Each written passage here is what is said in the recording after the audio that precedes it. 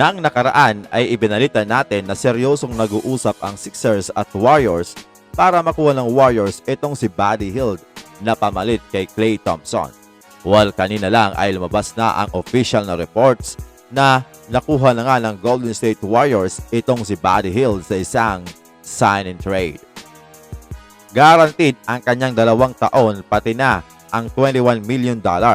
Si Buddy Hield ay makakakuha ng $18 million sa kanyang unang 2 taon at $3 million partial guarantee sa pangatlong taon at sa pang-apat na taon ay may player option, mga amigo. Ipapadala naman ng Golden State Warriors ang kanilang 2031 second round pick na nakuha nila sa Dallas Mavericks. Ayon yan sa report ni Adrian Wojnarowski. So 4 na taon ang pinirmahan ni Buddy Hield dito sa Philadelphia 76ers, mahigit $37 million, mga amigo. Nasasahuran nga siya ng Warriors ng $8.7 million sa unang taon at $9 million sa pangalawang taon. Another shooter na naman ito para sa Warriors, mga amigo. Magkakasama ang 2 player na may pinakamaraming naipasok na 3-pointer sa nakaraang 5 taon. Kaya napareact ang mga fans na nagsama daw ang 2 best 3-pointer sa liga. Paktay tayo dyan. Mahirap na naman bantayan ito, mga amigo. Kailangan ito parang magnet and defender.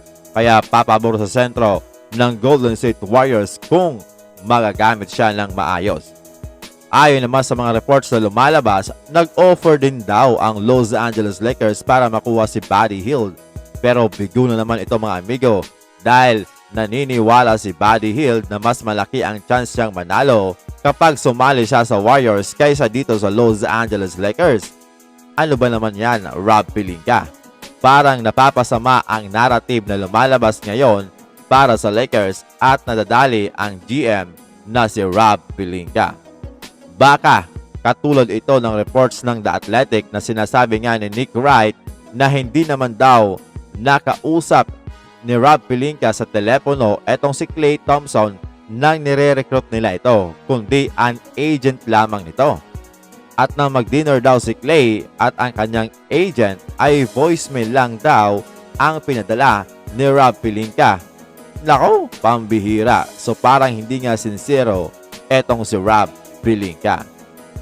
Ayon din sa report ng Clutch Sports, mga amigo, ang tumulong talaga sa Warriors para i-recruit itong si Buddy Hield ay ang kanyang Bahamas national team coach na si Chris DeMarco.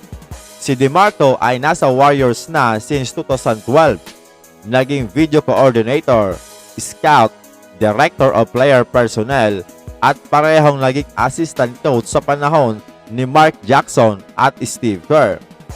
So siya ang tinuturong nag-recruit dito kay Buddy Hield, kaya bigyan natin ng benefits of the doubt itong si GM Rob Pelinka na talagang mahihirapan na i-recruit itong si Buddy Hield.